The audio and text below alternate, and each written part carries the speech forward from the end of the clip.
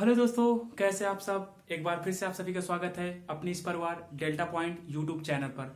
तो आइए आज हम लोग बात करने वाले हैं, जैसा कि आप लोगों को पिछले लेक्चर में बताया गया था कि हम लोग जो है फोटोसिंथेसिस इन हायर प्लांट पढ़ रहे थे। और ये आप लोगों को पता होगा क्लास 11th का बहुत ही इंपॉर्टेंट चैप्टर है, जो हम लोग प्लांट फिजियोलॉजी का जो फोटोसिंथेसिस इन हायर प्लांट होता है, ये आप लोगों को बहुत ही इंपॉर्टेंट चैप्टर है। ठीक है, इसके बारे में मैं आप लोगों को बता दूं कि ये आप लोगों को क्लास 11th में तो इंपॉर्टेंट चैप्टर है ही, साथ ही साथ ये नीट और बहुत सारे अदर मेडिकल एग्जाम के लिए क्या है, ये इंपॉर्टेंट चैप्टर होता है। ठीक है, तो ये आप लोगों को ये बात पता भी होगी कि कौन कौन से इस चैप्टर से कितने सारे क्वेश्चन आते हैं, ये आप लोगों को पता होगा। ठीक है, तो अब हम लोग क्या करेंगे इस पिगमेंट के बारे में, मतलब ये हम लोग जो पढ़ने वाले इस चैप्टर में हम लोग पढ़ेंगे क्या, फोटोसिंथेटिक पिगमेंट्स के बारे में बात करेंगे। ठीक है, अब अगर हम लोग बात करें फोटोसिंथेटिक पिगमेंट के बारे में, तो आप लोगों को सबसे पहले मैं आप लोगों को दिखा दूं, ये जो ऊपर वाला स्ट्रक्चर बना हुआ है, इसको हम लोग क्या बोलते हैं, इसको हम लोग बोलते हैं भैया, क्या बोलते हैं, इसको हम लोग बोलते हैं क्लोरोप्लास्ट। क्या बोलते हैं, क्लोरोप्लास्ट बोलते हैं। आप लोगों को मैं बता दूं कि सबसे पहले हम लोग क्या करेंगे कि सबसे पहले हम लोग प्लांट की एक लीफ ले लेंगे। क्या ले लेंगे, एक लीफ ले लेंगे, और उस लीफ का सेक्शन हम लोग कट करके देखेंगे। जैसे ही हम लोग सेक्शन कट करके देखेंगे तो वहां पे मीजोफिल सेल्स पाई जाती हैं, और मीजोफिल सेल्स के अंदर ही क्या पाए जाते हैं भैया, मीजोफिल सेल्स के अंदर ही पाए जाते हैं क्या, मीजोफिल सेल्स के अंदर पाए जाते हैं क्या, क्लोरोप्लास्ट पाए जाते हैं। बहुत सारे ऑर्गेनल्स होते हैं, जैसे माइट्रोकांडिया हो गया, क्लोरोप्लास्ट हो गया। हालांकि हम लोग बात करेंगे सिर्फ यहाँ पे क्लोरोप्लास्ट की ही बात करेंगे, क्योंकि हम लोग क्या पढ़ रहे हैं, हम लोग यहाँ पे पढ़ रहे हैं, जो हम लोग जानने वाले हैं क्या, फोटोसिंथेटिक पिगमेंट। और जो फोटोसिंथेसिस का जो प्रोसेस होता है वो क्लोरोप्लास्ट में ही होता है। हालांकि मैंने ये पिछले लेक्चर में बहुत अच्छे से विद डिटेल आप लोगों को बहुत अच्छे से बताया हुआ है। ठीक है, जिन लोगों ने पिछला लेक्चर ना देखा हो तो इंट्रोडक्शन वाला लेक्चर हो गया, और साथ ही साथ इंट्रोडक्शन वाले लेक्चर में हम लोगों ने देखा था कि कौन सी चीज कैसे क्या होती है, लिंक्ड होती है। हम लोगों ने पूरा उस चैप्टर का जो समरी थी, उस चैप्टर की समरी हम लोगों ने बहुत अच्छे से डिटेल में पढ़ी हुई है। ठीक है, और हम लोगों ने देखा था कि कैसे कैसे कौन कौन सी चीज कैसे क्या होती है, एक दूसरे से लिंक्ड होती है। इसके बाद हम लोगों ने इंट्रोडक्शन के बाद हम लोगों ने एक लेक्चर और देखा था, जो सेकंड लेक्चर था हमारा, उसमें से हम लोगों ने देखा था फोटोसिंथेटिक एक्सपेरिमेंट के बारे में। फोटोसिंथेटिक एक्सपेरिमेंट में हम लोगों ने देखा था कि वो एक्सपेरिमेंट क्यों, एक्सपेरिमेंट करने की क्यों क्या रिक्वायरमेंट थी, क्यों हम लोगों ने एक्सपेरिमेंट किया, मतलब साइंटिस्ट ने क्यों एक्सपेरिमेंट किया। एक्सपेरिमेंट करने का रीजन ये था कि वो जो साइंटिस्ट थे वो देखना चाहते थे कि क्या फोटोसिंथेसिस के लिए सिर्फ लाइट की ही रिक्वायरमेंट होती है या और भी बहुत सारे फैक्टर की रिक्वायरमेंट होती है। तो उन्होंने देखा कि बहुत सारे और भी फैक्टर की रिक्वायरमेंट होती है, जैसे कार्बन डाइऑक्साइड हो गया, गैसेस हो गई जैसे। ठीक है, और उसके साथ साथ आप लोगों को बता दूं कि टेम्परेचर हो गया, लाइट हो गया, और भी बहुत सारे फैक्टर्स होते हैं। तो हम लोगों ने एक्सपेरिमेंट करके पिछले वाले लेक्चर में देखा हुआ है। जिन लोगों ने पिछले लेक्चर ना देखे हों तो वो लोग जाकर के इसी चैनल में विजिट करके, मतलब इसी चैनल में आप लोगों को वीडियो आप लोगों को मिल जाएंगे। ठीक है, तो वहां से आप लोगों को वीडियो जरूर देखें, ताकि आप लोगों को पिछले लेक्चर जो है समझ में आ जाए। ठीक है, क्योंकि देखिए आप लोगों को पता होना चाहिए कि हर लेक्चर कहीं ना कहीं एक दूसरे से क्या होता है भैया, लिंक्ड होता है, और उसकी भी कहीं ना कहीं रिक्वायरमेंट होती है अगले वाले लेक्चर को समझने के लिए। ठीक है, तो आप लोग पिछले लेक्चर जरूर देख लें, पिछले लेक्चर को देख करके समझें कि कौन कौन सी चीज को कैसे कैसे बताया गया है। आज जो हम लोग इस लेक्चर में कवर करने वाले हैं, तो फोटोसिंथेसिस इन हायर प्लांट के बारे में हम लोग बात कर रहे थे, और वो जो टॉपिक है हमारा वो कौन सा है, फोटोसिंथेटिक पिगमेंट के बारे में हम लोग यहाँ पे बात करने वाले हैं। अब फोटोसिंथेटिक पिगमेंट की रिक्वायरमेंट क्यों पड़ती है, जैसा कि मैंने अभी आप लोगों को बताया कि फोटोसिंथेटिक पिगमेंट की रिक्वायरमेंट इसलिए पड़ती है क्योंकि हम लोग पढ़ रहे हैं क्या, फोटोसिंथेसिस इन हायर प्लांट। अब हम लोग बात कर रहे हैं फोटोसिंथेसिस की, तो जब फोटोसिंथेसिस की यहाँ पे बात हो रही है, तो कहीं ना कहीं जब फोटोसिंथेसिस की बात हो रही है तो लाइट को ऑब्जॉर्व कर रहे होंगे, और लाइट को ऑब्जॉर्व करने के लिए कोई ना कोई फैक्टर तो चाहिए ना, कोई ना कोई पिगमेंट तो चाहिए ना। ऐसे थोड़ा ना लाइट ऑब्जॉर्व हो जाएगी। खाना खाने के लिए आप लोगों को किसकी जरूरत पड़ती है, मुंह की जरूरत पड़ती है ना। इसी तरह डाइजेशन के लिए किसकी पड़ती है, डाइजेस्टिव सिस्टम की जरूरत पड़ती है। तो इसी तरह लाइट को ऑब्जॉर्व करने के लिए, लाइट को, प्लांट को, जब प्लांट लाइट को ऑब्जॉर्व करता है तो उसको पिगमेंट की रिक्वायरमेंट पड़ती है। और वो पिगमेंट कौन से होते हैं, उन्हीं पिगमेंट के बारे में हम लोग क्या करने वाले हैं, इस लेक्चर में डिटेल में पढ़ने वाले हैं। ठीक है, आई होप आप लोगों को क्लियर विजुअलाइज हो रहा होगा, अच्छे से दिख रहा होगा। ठीक है, और इसको हम लोग क्या करेंगे, बहुत अच्छे से विद डिटेल क्या करेंगे, पढ़ेंगे। ठीक है, हाँ आप लोगों को क्लियर विजुअलाइज भी हो रहा है। ठीक है, आई होप आप लोगों को क्लियर विजुअलाइज हो रहा होगा। ठीक है, अब यहाँ पे हम लोग क्या करने वाले हैं कि सबसे पहले हम लोग देखेंगे क्या, हम लोगों ने एक लीफ ले ली।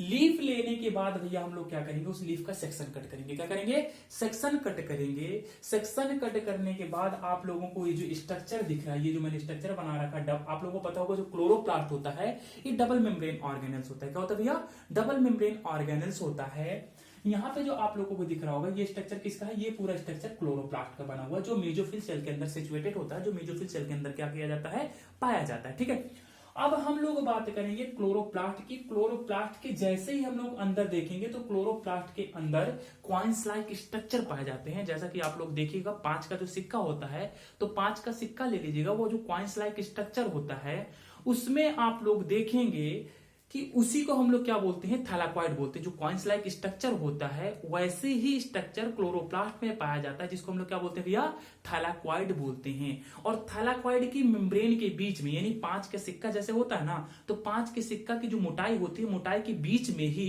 जैसे, तो वैसे ही वहां पे थैलाकॉइड के बीच में जो मेम्ब्रेन के बीच में क्या पाए जाते हैं, पिगमेंट पाए जाते हैं। और पिगमेंट के साथ साथ वहां पे पाए जाते हैं क्या, photo system second and photo system first पाए जाते हैं। ये आप लोगों को क्या दिख रहा होगा, ये दिख रहा होगा क्या, photo system second and photo system first.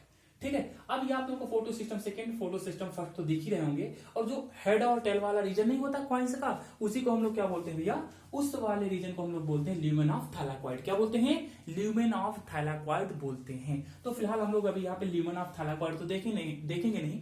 Lumen of thylakoid में ही आप लोगों को पता होगा कि जो फोटोलिसिस होती है, जो फोटोलिसिस होती है, जो वाटर का ब्रेकडाउन होता है, ठीक है, तो जब वाटर का ब्रेकडाउन होता है तो वो ल्यूमेन ऑफ थैलाकॉइड में ही होता है। ये हम लोग अगले लेक्चर में बहुत अच्छे से डिटेल में पढ़ेंगे। फिलहाल हम लोग तो आज बात कर रहे हैं किसकी, पिगमेंट के बारे में बात कर रहे हैं।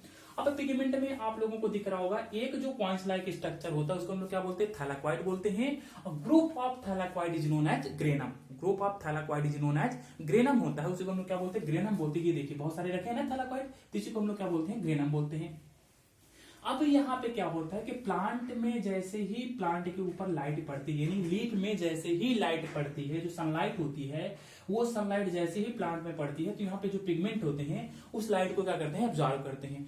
जो लाइट अब्जॉर्व करती है वो कितने से कितने रीजन वाली होती है भाई साहब, लाइट की भी तो एक फ्रिक्वेंसी होती है ना, वो किस फ्रिक्वेंसी की लाइट को अब्जॉर्व कर रहे हैं, कितने से कितने रीजन वाली लाइट को अब्जॉर्व कर रहे हैं, ये भी तो हम लोग देखेंगे ना, ये भी तो जानना जरूरी है ना कि कितनी फ्रिक्वेंसी की लाइट को प्लांट अब्जॉर्व कर रहे हैं। तो मैं आप लोगों को बता दूं 400 to 700 नैनोमीटर की फ्रीक्वेंसी की लाइट को ही प्लांट क्या करते हैं, अब्जॉर्व कर पाते हैं। कितने नैनोमीटर से कितने नैनोमीटर, यानी 400 to 700 नैनोमीटर की लाइट को क्या करते हैं, प्लांट अब्जॉर्व कर पाते हैं। इसके बाद अगर हम लोग बात करें यहाँ पे, तो इसी वाले रीजन को हम लोग क्या बोलते हैं, फोटोसिंथेटिकली एक्टिव रीजन बोलते हैं। क्या बोलते हैं भैया, फोटोसिंथेटिकली एक्टिव रीजन बोलते हैं।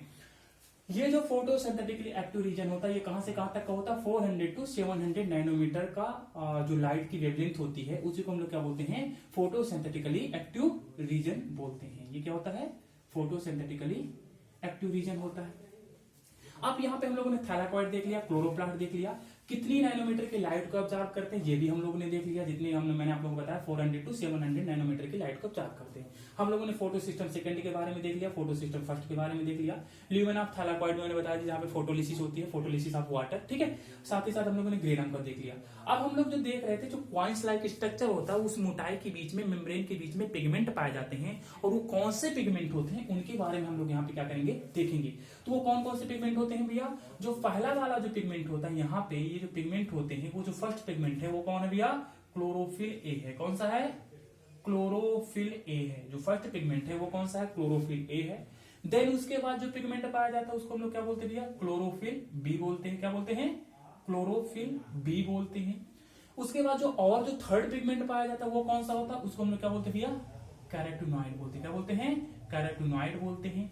उसके बाद जो लास्ट पिगमेंट होता है उसको हम लोग क्या बोलते हैं, जैंथोफिल बोलते हैं। क्या बोलते हैं, जैंथोफिल बोलते हैं। प्लांट के अंदर 4 टाइप से, ये जो क्लोरोफिल आप लोग के एनसीईआरटी में, हालांकि एनसीईआरटी में आप लोग के 4 टाइप ही मेंशन कर रखे हुए हैं। कौन कौन से, क्लोरोफिल ए हो गया, क्लोरोफिल बी हो गया, कैरोटीनॉइड्स हो गया और जैंथोफिल हो गया। आप लोगों को बता दूं मैं कि कुछ लोगों का क्वेश्चन ये था कि सर आप कहाँ के रहने वाले हैं, तो भैया मैं आप लोगों को बता दूं कि इस समय मैं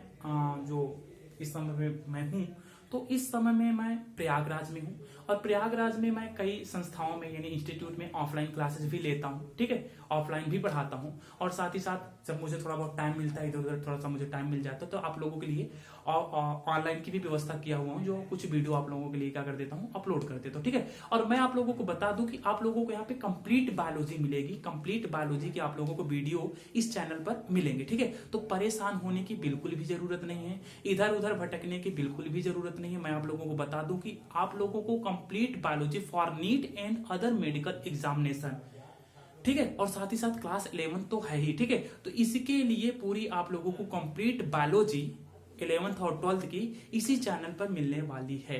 इसलिए आप लोगों को इधर उधर भटकने की बिल्कुल भी जरूरत नहीं है। जितने भी लेक्चर अपलोड किए जाएं उनको विद डिटेल बहुत अच्छे से हम लोग एनसीईआरटी को कवर करके पढ़ेंगे, और उनको आप लोगों को देखना, उन लेक्चर को कवर करना, हर लेक्चर को पढ़ना, ये आप लोगों की जिम्मेदारी है। आप लोगों को हर एक लेक्चर एक पॉइंट एनसीईआरटी का क्या किया जाएगा, क्लियर कराया जाएगा। मैं आप लोगों को बता दूं कि एनसीईआरटी के हर एक पॉइंट से क्वेश्चन बनता है। एनसीईआरटी अपने आप पे क्या है, शॉर्ट नोट है। क्या भैया, शॉर्ट नोट्स है, लेकिन एनसीईआरटी के जो डिक्शनरी ऑर्डर है वो बहुत अच्छा दिया हुआ, उसको एक्सप्लेन कर पाना हर व्यक्ति के बस की बात नहीं है, ठीक है। तो मैं आप लोगों को बता दूं कि जो नीट में क्वेश्चन आता है A to Z एनसीईआरटी का ही होता है। जो लोग कह देते कि नहीं सर आउट ऑफ एनसीईआरटी है ये या इधर उधर है, वो फालतू की बातें, ऐसा कुछ भी नहीं है। एनसीईआरटी के अंदर से ही क्वेश्चन होता है। हालांकि मैं आप लोगों को बता दूं कि थोड़ा सा एनसीईआरटी के डीपली चले जाते हैं। जो एग्जामिनर होता है, जो क्वेश्चन सेट करने वाला होता है, वो थोड़ा सा डीपली चले जाते हैं। रीजन ये होता है क्योंकि उन्हें तो ये भी तो देखना है ना कि कहीं ना कहीं क्वेश्चन का रिपीटेशन तो नहीं हो रहा है ना, क्योंकि नीट का एग्जाम या मेडिकल का एग्जाम अभी से तो हो नहीं रहा है, अभी से तो हो नहीं रहा है, पहले से भी हो रहा था। तो उन्हें, आप लोगों ने देखा होगा, जल्दी नीट का क्वेश्चन जो होता है, क्वेश्चन पेपर होता है बायोलॉजी का या किसी भी सब्जेक्ट का है, तो वो रिपीट नहीं होता।